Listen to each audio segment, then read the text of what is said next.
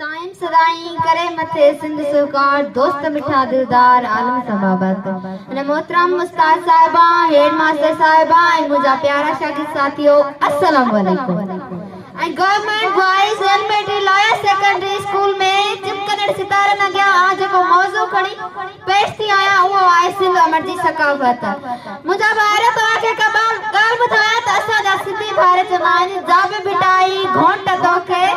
सिंधड़ी पई सजड़ा करे अब बिटाई तो जागे बिटाई तो एना सारा पैगाम नहीं वयो आए जंजी लव शायरी जंजी लट शायरी में चयो वयो आए मता जागी भिटदड़ी मता जागी भिटदड़ी त छंती सब गोर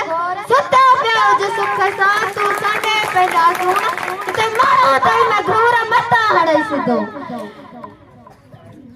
लतीफ साहब पैगाम नहीं वयो है लतीफ साहब रिसालो नहीं वयो है सिरन जो संसार सांडे वयो उन्हें ते अमल कयो इहो ही काफी है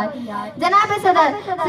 अजी तो मुखे एतरी हैरत थी लगे तो मुखा नंढा भारत की रक्स ऐ तकरीर पेश करना है तो वो शायद दरअसल हुए सिंध जो पढ़ा दो है सिंध जी सकाफत एतरी तो पुरानी है जो मुन जे दड़ मार थले के मर्ती मा सा अजरक 60 से चल मालूम थियो तो सिंध जी सकाफत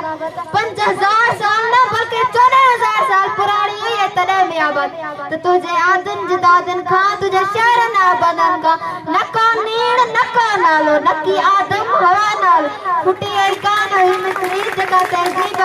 की उन्हें का आगो उन्हें का आगो जरे का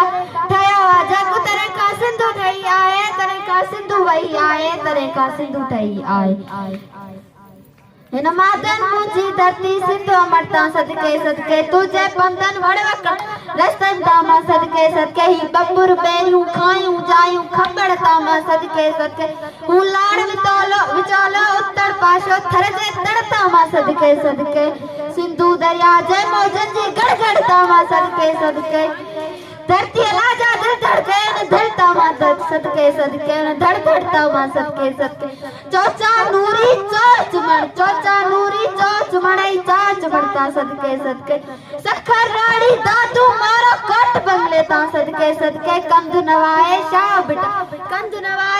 बिटाई डोरे भरता सदके सदके सिंधु अमरता सदके सदके सिंधु जे मिट्टी ता सदके सदके असा जावंदासी कोन जिन जला सिंध जे अजीम शायर हाफिज निजामानी जा लफ्ज हुआ हुजन नाग कारा त मोलियों खड़ू के हुजन नाग कारा त मोलियों खड़ू के हित त गऊ बेफुका जे जनाब सदर निमाणी सिंध जी दास्तान चंद लफ्ज पेश करे पेनी जगह वठन जिते नंढड़ा बार हुजन त पाड़ू खणी पार पनन जिते